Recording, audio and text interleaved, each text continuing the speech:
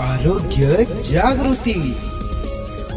दोस्तों, आरोग्य जागृति के इस भाग में हम मिलेंगे औरंगाबाद शहर के सिग्मा हॉस्पिटल में कार्यरत डॉक्टर अजय रोटे जी से, जो सीनियर डायबिटोलॉजिस्ट यानी मधुमेह तज्ञ हैं। ये करीब पिछले 20 सालों से इस डिसीज पर प्रैक्टिस कर रहे हैं। दोस्तों, हमारे देश में 7 करोड़ से भी अधिक लोग मधुमेह यानी शुगर की बीमारी से पीड़ित है। हम हर दिन 10 लोगों के बाद 2 लोगों से सुनते हैं कि वो शुगर से पीड़ित हैं। ये बीमारी तेजी से बड़ों में और बच्चों में भी फैल रही है।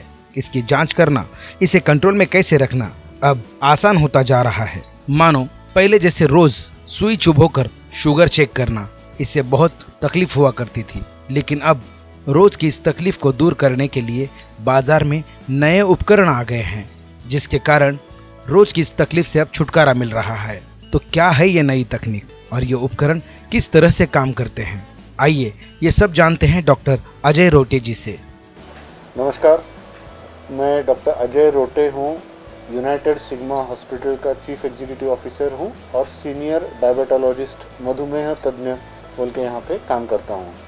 पिछले 20 साल से मैंने काफ़ी सारे पेशेंट्स की ट्रीटमेंट की है और डायबिटीज़ में जिनका खास करके डायबिटीज़ कंट्रोल करना मुश्किल होता है या जिनका सर्जरी के टाइम जिनको डायबिटीज़ कंट्रोल कराना ज़रूरी रहता है, ये मेरे एरियाज़ ऑफ स्पेशलिटी है, जिसमें मैं अच्छे काफ़ी एक्सपीरियंस लेके मैंने काम किया है।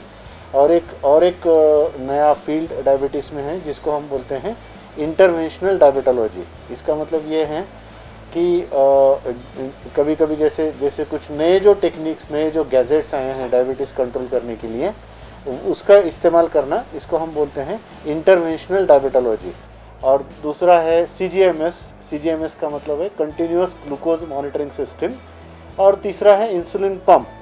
तो इंसुलिन पंप जो है वो, इसका मतलब है कि कंटिन्यूअस, जिसमें हम इंसुलिन पेशेंट्स को देते हैं, जिससे जैसे अपना नॉर्मल बॉडी का फंक्शन चलता है उस तरह से इंसुलिन देने की हम कोशिश करते हैं। ये 2-3 जो टेक्निक्स जो भी एक्सपर्ट हैं जो इसमें यूज़ करते हैं, उनको इंटरवेंशनल डायबिटोलॉजी बोलते हैं। तो उसमें हम लोग काफ़ी सालों से काम करते हैं और अब हमारे यहाँ पे इंसुलिन पंप क्लिनिक भी हैं। इसका मतलब काफ़ी सारे पेशेंट्स हमारे पास है, खास करके जो छोटे बच्चे हैं जिनको टाइप 1 डायबिटीज़ होता है, उनके लिए ये इंसुलिन पंप एक वरदान साबित हुआ है, क्योंकि उनका डायबिटीज़ कंट्रोल करना बहुत मुश्किल और डिफ़िकल्ट काम है।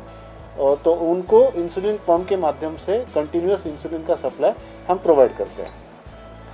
अभी रिसेंटली एक जो नया टेक्निक हमारे पास आया है, जिसको एम्बुलेटरी ग्लूकोज प्रोफाइलिंग मैंने बताया आपको, तो उसमें एक फ्री स्टाइल लिब्रे नाम का एक नया डिवाइस आया है जो मैं आपको दिखाना चाहूँगा। तो इसमें सबसे अच्छा तरीका क्या है कि डायबिटीज़ के पेशेंट्स को शुगर कंट्रोल करने के लिए बार बार शुगर चेक करना पड़ता है, उसके बगैर पता नहीं चलता। अब आपको एक बात बता दूं कि डायबिटीज़ को काफ़ी बार साइलेंट किलर माना जाता है, साइलेंट किलर बोला जाता है। वो इसलिए कि डायबिटीज़ में जो शरीर के अनकंट्रोल डायबिटीज़, मतलब जिनका डायबिटीज़ शुगर कंट्रोल में नहीं है काफ़ी दिनों से, काफ़ी सालों से, उनको शरीर के हर अवयव को, हर ऑर्गन को डैमेज होने का खतरा बना हुआ रहता है। और डायबिटीज़ की ये खासियत है कि एक आधे ऑर्गन को अगर डैमेज भी हो गया, कोई कॉम्प्लिकेशन भी हो गया, तो आपको पेन नहीं होगा। ये बहुत डेंजरस बात है। तो मैंने काफ़ी सारे पेशेंट्स ऐसे देखे हैं कि जिनको हार्ट अटैक भी आ गया, लेकिन उनको सीने में दर्द नहीं होता डायबिटीज़ की वजह से। पैरों में ज़ख्म हो गया, लेकिन उनको दर्द नहीं होता। पैरों में कीला चुभ जाता है, लेकिन दर्द नहीं होता। तो ये जो हमें अक्सर ये बोलते हैं कि खास करके पैरों के लिए या काफ़ी सारी चीज़ों के लिए दर्द होना, ये हमारी तीसरी आँख है। क्योंकि समझो आप बगैर कुछ पहने चल रहे ज़मीन पे, नीचे से कुछ आपको चुभ जाता है, तो आपको सेंस होता है कि यहाँ पे कुछ गलत है, इसलिए आप पैर हटा लेते हैं बाजू में। ये प्रोटेक्टिव सेंसेशन है। इसलिए pain is the third eye of our body. जो दर्द का जो सेंसेशन है वो तीसरी आँख है हमारी, और यही तीसरी जो आँख है उसको डायबिटीज़ ब्लाइंड कर देता है। तो डायबिटीज़ ब्लाइंड्स आवर थर्ड आई, तो पेन सेंसेशन एकदम कम हो जाता है। तो आपको चुभेगा नहीं, कुछ भी पैरों में लग भी गया तो चुभेगा नहीं। तो इसका तरीका क्या है, तो उसको क्या करना है, तो इसको ये करना है कि हमको शुगर लेवल बार बार चेक करना है। उसको चेक करके, उसको मॉनिटर करके उसको कंट्रोल में रखना है। और जब हम शुगर लेवल कंट्रोल में रखेंगे तभी जाके बाकी ऑर्गन्स पे जो डैमेज होने का रिस्क है वो कम हो जाएगा, मिनिमाइज हो जाएगा। तो अभी हर बार शुगर चेक करना मतलब अभी जो टेक्निक्स अवेलेबल है कि लैब में जाओ, यहाँ से खून निकालो और चेक करो, या फिर ग्लूकोमीटर है यहाँ पे प्रिक करो और शुगर चेक करो। सही है कि अभी जो नए नीडल्स आए हैं वो काफ़ी छोटे साइज़ के हैं, उसमें पेन कम होता है। फिर भी उसमें दिक्कत क्या है कि आप कभी कभी एक आध बार शुगर चेक करेंगे, दिन में 2 बार करेंगे, 3 बार करेंगे, उससे आपको एक्चुअल शुगर लेवल, आपका ब्लड में कितना शुगर है उसका अंदाज़ा नहीं आएगा। तो उसके लिए आपको एक ऐसा सिस्टम चाहिए कि जो आपके खून का शुगर लेवल कंटिन्यूअसली मॉनिटर करे। सही है, क्योंकि शुगर तो कंटिन्यू बॉडी में है, चाहे आप खाना खाए ना खाए, शुगर लेवल तो है बॉडी में, वो तो लगने वाला भी है, लेकिन वो कितना है वो मेजर करने का एक जो स्टैंडर्ड टेक्निक है उसको बोलते हैं एम्बुलेटरी ग्लूकोज प्रोफाइलिंग और AGP मॉनिटरिंग बोलते हैं। तो यूएस में इसको अप्रूव हो गया है और ये पेशेंट्स तक आजकल ये यूज़ कर रहे हैं। ये काफ़ी आसान तरीका है और पेनलेस तरीका है। तो इसमें क्या होता है कि 14 दिनों तक आपको आपके ब्लड में कितना शुगर है, ये ब्लड और ऑर्गन्स के बीच का जो स्पेस रहता है जिसको हम इंटरस्टिशियल स्पेस बोलते हैं, तो वहाँ का शुगर लेवल 14 दिनों तक हर मिनट में मॉनिटर करके इसका रिकॉर्ड बन जाता है। और सबसे अच्छा तरीका क्या है आपको बताता हूँ, इसमें क्या क्या कंपोनेंट है।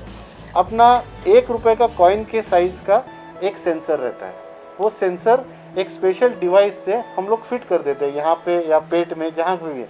वो फिट करने का भी टेक्निक एकदम सिंपल है।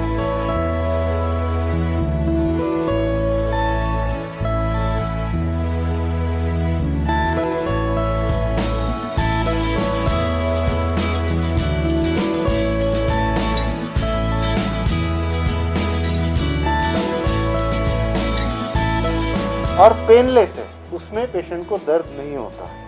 ठीक है, एक बार आपने ये सेंसर बिठा दिए, ये सेंसर वाटरप्रूफ है, मतलब इसके बाद आप नहा भी सकते हो, शावर भी ले सकते हो, तो वो कोई दिक्कत नहीं। तो एक बार आपने ये सेंसर बिठा दिए तो उसके बाद उसके साथ एक रीडर आता है। ये इस तरीके का एक रीडर रहता है जिसको हम रीडर बोलते हैं। तो ये रीडर एक ऐसा डिवाइस है कि ये रीडर, अगर आपने सेंसर मैंने यहाँ बिठा दिया और ये रीडर इसके ऊपर से सिर्फ स्कैन भी कर दिया तो यहाँ पे शुगर लेवल का रीडिंग आ जाएगा। और इतना ही नहीं, उसमें ये भी आ जाएगा कि आपका शुगर लेवल बढ़ रहा है, कम हो रहा है या स्टेबल है, तो उसका ट्रेंड पता चलेगा। तीसरी बात, इसमें आपको ये फैसिलिटी रहेगी कि आपने खाना कब खाया, आपने इंसुलिन कब लिया, आपने गोली कब लिया, वो टाइमिंग इसमें आप फीड कर सकते हो, ताकि जब 14 दिन के बाद आप पूरा डाटा डाउनलोड करके उसका जब आप रिपोर्ट बनाएंगे तो आपको ये पता चलेगा कि खाने का इफेक्ट कितना है, खाने के कितनी देर बाद आपका शुगर बढ़ा हुआ है, या इंसुलिन या टैबलेट लेने के बाद कितनी देर से शुगर आपका कम हुआ है। कभी कभार हम इसको बोलते हैं कि हाइपोग्लाइसेमिया अनअवेयरनेस बोल के कंडीशन रहता है डायबिटीज़ में, कि शुगर कभी कभी रात में एकदम से कम हो जाता है लेकिन वो पेशेंट को पता नहीं चलता, सवेरे तक वो फिर से नॉर्मल हो जाता है। तो ये एकदम शुगर कम होना ये भी डेंजरस है, तो हमको वो भी नहीं चाहिए। तो ये भी हमको तभी पता चलेगा जब हम ये 14 दिन का मॉनिटरिंग करेंगे, उसको शुगर लेवल का मॉनिटरिंग करते, जिसको हम बोलते हैं एम्बुलेटरी ग्लूकोज प्रोफाइलिंग। तो ये इसका यूज़ किस किस लोगों में हो सकता है, किन किन लोगों में हो सकता है।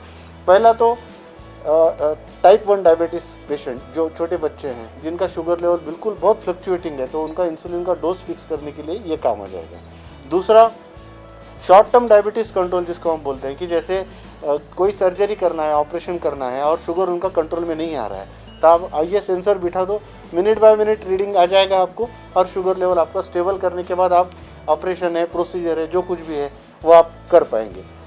तीसरा, जिनका ब्रिटल डायबिटीज़ हम बोलते हैं, कि जिनका शुगर लेवल काफ़ी मतलब खाने के बाद सडनली बढ़ जाता है, रात में कभी कभी बढ़ जाता है, वो मतलब वो कंट्रोल आता नहीं है, तो मेडिसिन का टाइम उसको डिसाइड करना मुश्किल हो जाता है, जिसको हम ब्रिटल डायबिटीज़ बोलते हैं, जो कंट्रोल करना ज़रा मुश्किल है।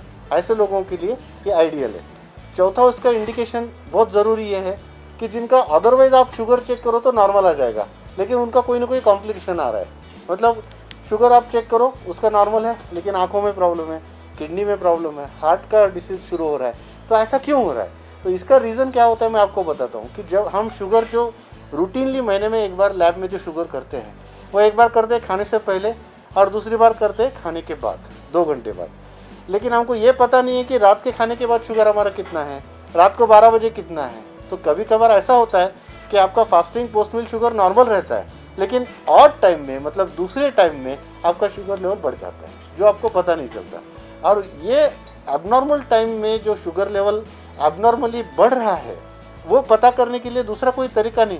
आप हर रोज़ रात को 2 बजे उठ के आपका शुगर नहीं चेक कर सकते, एक आध बार कर सकते, रोज़ नहीं कर सकते।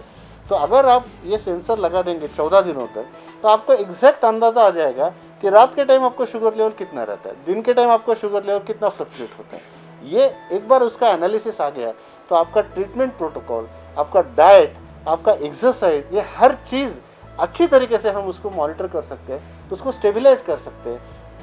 और ये इसी बहाने हम हमारा जो बेसिक एम है डायबिटीज़ कंट्रोल का कि शुगर कंट्रोल में रखना है, तो वो हम अचीव कर सकते हैं। तो ये नया टेक्नोलॉजी अभी यूएस में अप्रूव है, अमेरिका में अपने पास अभी अभी आया है। और हमारे सिग्मा हॉस्पिटल में डाकरकर सर के गाइडेंस में हम हर नई चीज़ यहाँ पे सबसे पहले इंट्रोड्यूस करते हैं।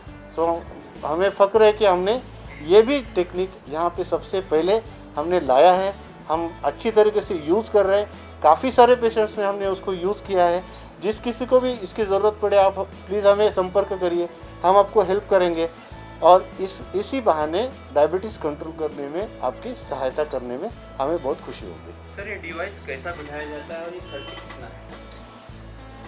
ऐसा है सर कि ये जो डिवाइस है इसको बिठाने का एक अलग से टेक्निक रहता है, उसका हमारा ट्रेनिंग हुआ है। और ये जैसे मैंने बोला कि एक छोटा सा उसका डिवाइस लोडर रहता है, उसके साथ से हम बिठा देते हैं। ये टेक्निक पूरा पेनलेस है और इसको 1 मिनट से भी कम समय लगता है, पेशेंट को पता भी नहीं चलता। ये सेंसर की कॉस्ट तकरीबन 4 से 5 हज़ार रुपये के बीच में है, लेकिन 14 दिन में इतना इन्फॉर्मेशन इसमें से मिल जाता है, इतना ज़्यादा कि वो कॉस्ट नेग्लिजिबल है, मतलब वो उसका आप कंसिडर ही नहीं कर सकते कि वो क्या है। ये जो जैसे बताएं कि सेंसर जो अपन ऊपर से बिठाते हैं या फिर स्किन के अंदर सर्जरी करके बिठाते हैं? नहीं, सर्जरी की ज़रूरत नहीं है, ओपीडी प्रोसीजर है, स्किन के ऊपर बैठता है। और इसमें यह भी रहता है कि जब हम इसको प्रेस करते हैं तो उसमें निडल रहता है, जिससे सेंसर अंदर चले जाता है और हम उसको निडल बाहर निकाल देते हैं। मतलब 14 दिनों तक अंदर निडल नहीं रहता, अंदर सिर्फ फाइबर फिलामेंट रहता है। सर आपका 14 दिन के बाद जैसा पता है कि इसका ये खत्म हो जाता है, फिर दूसरा सेंसर बिठाने में कितना खर्चा है? वो उतना ही लगेगा, क्योंकि सेंसर का कॉस्ट तो वही रहेगा। लेकिन इमीडिएट एक बार आपने 14 दिन बिठा के उसको निकाल दिए तो इमीडिएट दूसरा बिठाने की ज़रूरत नहीं है आपको, क्योंकि आपके पास पूरा मालूमात आ गया, आपका आइडिया आ गया है। उस हिसाब से हम लोग उसका डायबिटीज ट्रीटमेंट का प्लान बना सकते हैं। सेंसर और ये मशीन का कॉस्ट 4 से 4.5 हज़ार है। सेंसर का कॉस्ट 4,000 है, मशीन जो रीडर है वो 5,000 है। लेकिन वो एक रीडर हम काफ़ी सेंसर को यूज़ कर सकते हैं। एक सेंसर डिस्पोजेबल है जो 14 दिन तक चलेगा। दूसरा एक इम्पॉर्टेंट बात जो मैंने बोलना रह गया कि ये जो रीडर है, इस रीडर में भी ग्लूकोमीटर भी है, मतलब इसके अलग से स्ट्रिप्स आते हैं, ये इसके अलग से स्ट्रिप्स रहते हैं ग्लूकोमीटर के।